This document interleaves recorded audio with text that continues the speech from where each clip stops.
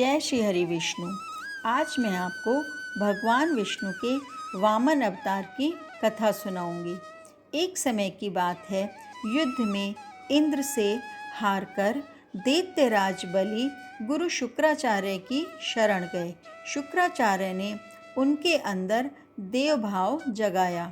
कुछ समय बाद गुरु कृपा से बलि ने स्वर्ग पर अधिकार कर लिया। प्रभु की महिमा कितनी विचित्र है कि कल का देवराज इंद्र आज भिखारी हो गया। वे दर दर भटकने लगा। अंत में अपनी माता अदिति की शरण में गया। इंद्र की दशा देखकर माँ का हृदय फटने लगा। अपने पुत्र के दुख से दुखी अदिति ने पयोव्रत का अनुष्ठान किया। व्रत के अंतिम दिन भगवान ने प्रकट होकर अदिति से कहा, देवी चिंता मत करो, मैं तुम्हारे पुत्र रूप में जन्म लूँगा। इंद्र का छोटा भाई बनकर उनका कल्याण करूँगा। ये कहकर प्रभु अंतर ध्यान हो गए। आखिर वह शुभ घड़ी आ ही गई। अदिति के गर्भ से भगवान ने वामन के रूप में अवतार लिया। भगवान को पुत्र रूप में पाकर अदिति की प्रसन्नता का ठिकाना न रहा। भगवान को वामन ब्रह्मचारी के रूप में देखकर देवताओं और महर्षियों को बड़ा आनंद हुआ। उन लोगों ने कश्यप जी को आगे करके भगवान का उपनयन आदि संस्कार करवाया। उसी समय भगवान ने सुना कि राजा बलि भृगुकच्छ नामक स्थान पर अश्वमेघ यज्ञ कर रहे हैं।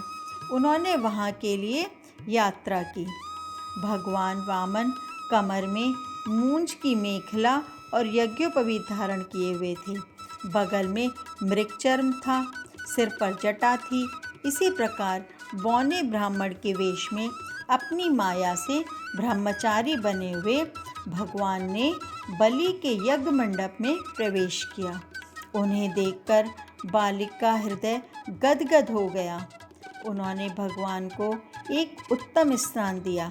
बलि ने नाना प्रकार से वामन की पूजा की।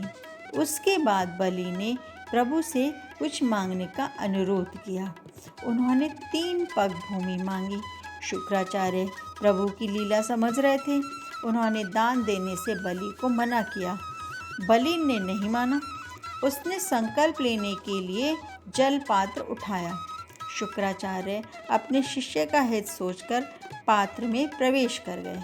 जल गिरने का रास्ता रुक गया। भगवान ने एक कुश उठाकर पात्र के छेद में डाल दिया। उनकी एक आंख फूट गई। संकल्प पूरा होते ही भगवान वामन ने एक पग में पृथ्वी और दूसरे में स्वर्ग नाप लिया। तीसरे पग में बलि ने अपने आप को ही सौंप दिया। बलि के इस समर्पण भाव से भगवान प्रसन्न हुए। उन्होंने उसे सुतल लोक का राज्य दे दिया। इंद्र को स्वर्ग का स्वामी बना दिया। कहा जाता है कि भगवान वामन द्वारपाल के रूप में राजा बलि को और उपेंद्र के रूप में इंद्र को नित्य दर्शन देते हैं। परम दयालु वामन भगवान को हम सब नमस्कार करते हैं। जय श्री हरि विष्णु।